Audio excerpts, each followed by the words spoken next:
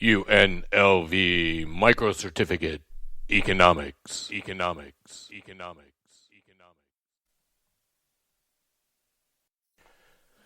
Okay, where did we go? So the classicals, 150 years of dominant economic theory, kind of blown up by the Great Depression.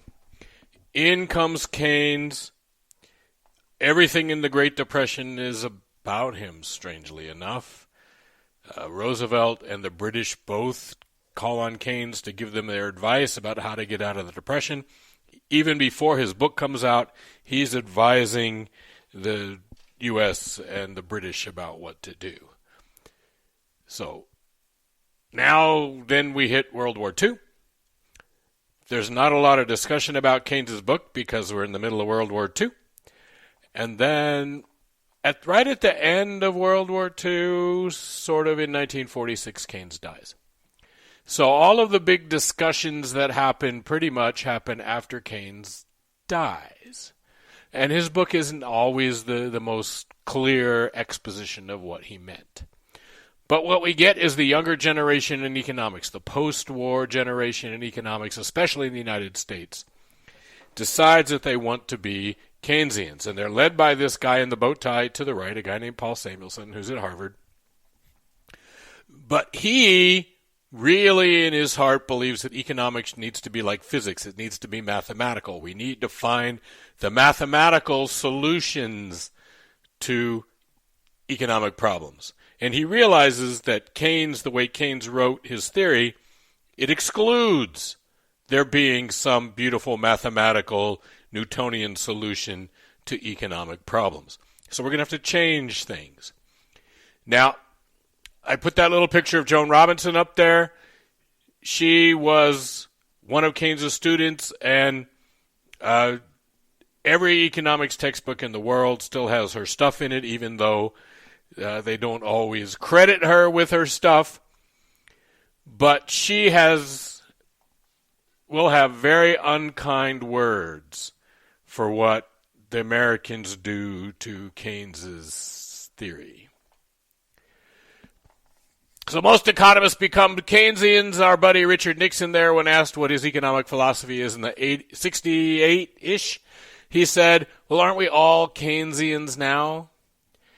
But to become Keynesians, what are called crude Keynesians sometimes in the 50s and 60s, and Joan Robinson had some badder words for them that even I don't say in class in my college classes. But she had unkind words. But anyway, we have the Keynesians. They're going to take uncertainty out because you can't mathematical uncertainty. They're going to take the financial markets out because trying to math them is too complex. They're going to take human behavior out because, hey, how do you math people? And they're going to build these huge mathematical models of how the economy, they think, works. Okay? How they think it works. They're Keynesians. And what's going to happen is it's going to fall apart at some point. And people are actually going to start writing books about Keynes versus the Keynesians. And, yeah. So it's all a mess. This thing Samuelson creates, and the guy at the bottom of the screen, Milton Friedman, we already talked about Milty. The two of them are kind of the leaders of the two different groups of this. But they create this thing called the neoclassical synthesis. Synthesis means they're going to bring together Keynesian and classical ideas. They're going to merge them together. And both sides are going to argue that classical economics is right in the long run. Now, you may think it bizarre that the Keynesians actually talk about the long run when we know what Keynes thought about the long run, but they do. So the question is not, in their minds, not whether markets always are the right answer in the long run, because markets are easy to do math on. Supply and demand is easy to do math on. But whether things are different in the short run than they are in the long run. So Paul Samuelson, representing the Keynesians, says, no, the classicals are not right in the short run. The monetarists, who are Milton Friedman's group, say, yes, the classicals are right in the short run. So the Keynesians are going to say the classicals are right in the long run, but not in the short run. The monetarists are going to say the classicals are just always right, and we need to listen to them. So these two sides are going to fight for 25 years. And who's going to win? Nobody. They're both going to lose. They're all losers. Okay? That doesn't mean those theories have gone away. And that's the point here, is when we talk about economics, microeconomics, we have resolved theories in a lot of the parts of microeconomics. But when we're here in macroeconomics, the debates that have been going on for quite literally now 100 years, some of them more than 100 years, and we haven't been able to resolve them. So both theories are going to die in the 70s, along with leisure suits and bell-bottoms. Why? Well, here's a picture of GDP in the 70s. You can see that GDP is doing really well in the early 70s, and then there's a huge crash. And what brings on the crash? If you know your history, you know that in 73 there's a war in the Middle East. The United States takes Israel's side. When that war's over, Israel wins. But to punish the people who sided with Israel, OPEC dramatically increases oil prices, cuts oil production, cuts off oil production, tries to stop oil sales to the United States, and the price of oil quadruples very quickly, and we get a recession.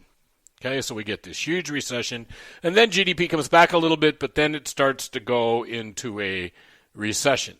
So the economy is just kind of during the 70s. On top of that, let's look at inflation, shall we?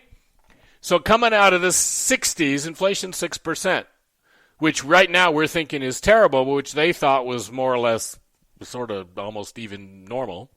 Inflation drops down to about 3% for a couple of years, but with the oil things, inflation jumps to 12%. 12% in the 70s.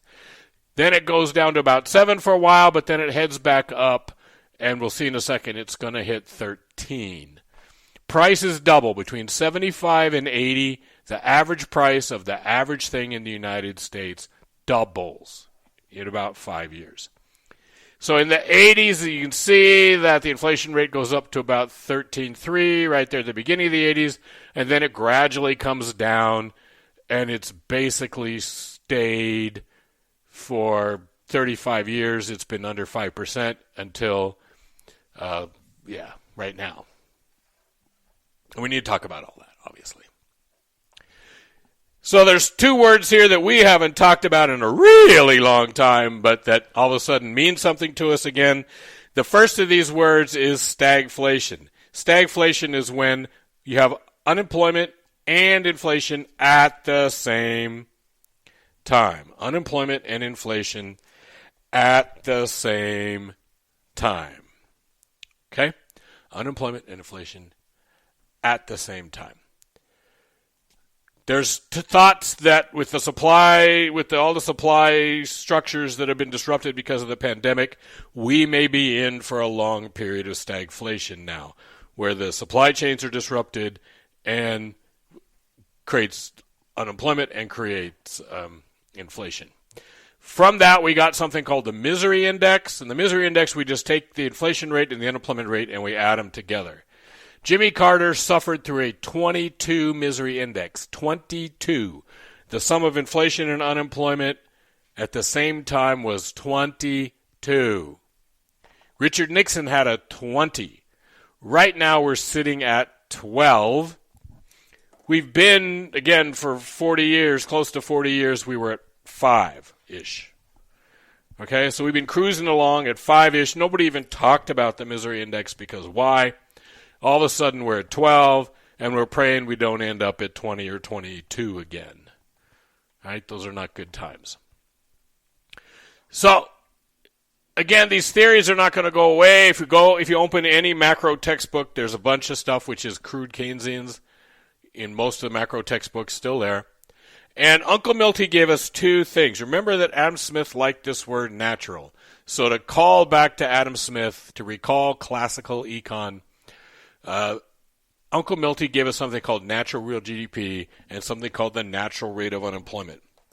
In other words, he's implying that in a market system, in a free system, in the classical world, there's an equilibrium GDP and an equilibrium unemployment rate. Okay? It's the government, in his view, can push us away from those equilibriums for a short period of time, or an economic calamity can push us away from those for a short period of time. But if we just wait, right, laissez-faire, if we just wait, the economy will always come back to its natural position. So they're arguing that there are these natural positions of GDP and unemployment. And you'll find those two concepts basically throughout a lot of macroeconomics today, is this idea that there's these natural positions, economic positions, which is a very Adam Smithy, right, position to take. So the neoclassical synthesis is going to survive. The smoothie does not go away. What emerges? Well, first we get a theory that's very politically popular, but not really taken too seriously by economists. And then there's one theory which is a classical theory, comes out of this, one theory that's a Keynesian theory. And then, of course, we have, again, a dozen other theories out there, and we'll talk about a couple of them too before we're done with the world. Okay? So there's a Beatles song. It goes, "There's one for you, 19 for me." And I can't sing, I'm not British. What's that mean? Well, in England, I tell my students that John Lennon was killed by income taxes. And what I mean by that is that the tax rate on rich people in England was raised to 95%.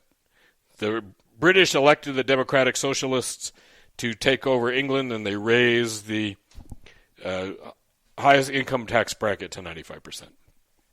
So if the Beatles made $1 million selling a record, they'd have to pay $950,000 in income tax, and they'd get to keep $50,000 to split between the four of them. Well, this makes them unhappy, and all four of them leave England. So taxes are so high, it literally makes the rich people leave, and instead of the government of England collecting more money, the government of England is actually going to collect a lot less money, because everybody who has any money is going to try to get it out of England and try to avoid being taxed there. In the U.S., the highest tax rate when this happens is actually 70%, and yet John Lennon and George Harrison both moved to the United States because 70% is livable where 95% is not, apparently. And then the song goes on, "Be thankful I don't take it all because I'm the tax man." And I play this song in class for my students. You might want to play it in class for your students.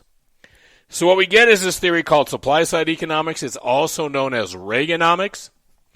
It comes from this dude on the left up here, a man named Art Laffer. I've actually sat and talked to both of these guys. I got to spend an hour with Ronald Reagan and about an hour and a half with Laffer. Reagan in the 70s and Laffer in the 80s. Laffer is a professor at USC, at the University of Southern California. Laffer basically starts out by saying, we make a huge mistake. We keep talking about the economy. Oh, the economy is good. The economy is bad. He said there isn't the economy. What there is 330 million consumers, 25 million businesses, 150 million workers, and those individual entities make individual decisions. So we shouldn't be talking about the economy. We should be talking about the effects of government policies on individuals. Okay? So this supply-side economics, the key to it, or Reaganomics, the key to it is incentives. And I play Ronald Reagan's inaugural address to my students. And he talks about how the tax system is making it hard for people to, okay? It's really nice as an introduction to this whole thing. So the key is incentives. Are we giving businesses incentives to invest? Are we giving them incentives to innovate? Are we giving entrepreneurs incentives to start new businesses? Are we giving workers incentives to work hard? Okay? What are the incentives we are creating? Okay? And Laffer talks about this. He draws something called the Laffer curve, which is over on the left here. We're not going to really talk about that. But he comes to the conclusion that really what's wrong with society is the tax system. And the tax system has created bad incentives. And the reason the economy is bad in the 70s is the way our tax system is structured. And again, does this go away? And we're going to talk about this some more. But all of Trump's economic advisors were associates of Art Laffer. So while I only heard him mention Art Laffer's name once, all the people who worked as economic advisors to Trump are in Laffer's group. Okay? So supply-side economics is a version of classical economics, but with an emphasis on incentives to the individuals, workers, and businesses. Okay? The philosophy here, deregulation. Get rid of government rules and regulations. Number 2, tax cuts, but tax cuts for the rich. Ronald Reagan had a tax cut. I didn't get my taxes cut. George W. Bush had a tax cut. It didn't cut my taxes. Okay? Trump had a tax cut. Didn't cut. In fact, my taxes went up since the Trump tax cut. So this philosophy has not gone away. W. Bush created a tax cut that way. Mitt Romney said, hey, if you elect me president, I will cut taxes on the rich again. And that guy there is a guy named Steve Miller, who's one of Trump's economic advisors. Okay? So, tax cuts for the rich. They also believe in simplifying the tax system, and Trump actually ran on a platform of getting rid of all the tax brackets. He didn't do it, but he ran on a platform of doing that, of simplifying the tax system, flat taxes it's called. They all believe in balanced budgets, so none of them ever do it. And the tests failed, or did they? Whenever people say to Laffer, well, it didn't work, his response is, well, it takes like 10 years for it to work its way through the system. If that's true, the Bush tax cut hit its 10 years right as the financial panic crash happened. So how did that work, right? It's not clear. George H.W. Bush, his dad, referred to supply-side economics as voodoo. And you can, if you ever watch Ferris Bueller's Day Off, that movie, it's actually in there. So this is a theory that's become generally referred to in the world as trickle-down theory. And you got to love, whether you liked Ronald Reagan or not, you got to love the fact that he actually went on national TV with a graph.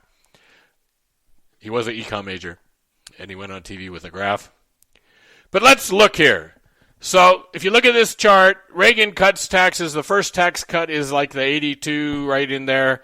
The budget deficit does not. This is the budget deficit, right? This is the federal budget deficit. Lower down toward the bottom is bad. Up to the top is good. The black line that runs horizontally is no budget deficit. So they cut taxes, and Laffer said, look, you cut taxes, we'll balance the budget by cutting taxes. Well, it doesn't work, right? The budget deficit stays big. Even though you have Republicans in power, they're going to try to cut the budget, not spend as much. Tax collections don't, and you can see, and there's a second tax cut that happens like 86, and the budget deficit just gets worse and worse. Bill Clinton becomes president. At the end of the H.W. Bush administration and beginning of Clinton administration, we get tax increases. So they increase taxes, and what happens? The budget deficit goes away. They raise the tax rates. Budget deficit goes away up until we get George W. Bush as president. He cuts taxes on the rich, and the budget deficit balloons again. Plus, of course, 2011, right? 9/11, sorry. We have the, and then they go decide they have to invade Iraq. They just don't stop in Afghanistan. They decide to invade Iraq, and it costs trillions and trillions of dollars, and they borrow all that money. So the budget deficit. So there's not a lot of evidence. There's no evidence to support the trickle-down theories. What there is evidence that shows some other stuff, which is the income inequality in America. So this is how much of the income is controlled by the top 10%. And you can see that we had what's called the long Gilded Age. If we go back to the late 1800s through the early 1900s, we have the robber barons, you have the J.P. Morgans and the Andrew Carnegies. You have these really rich people. And so the income is very uneven. The Great Depression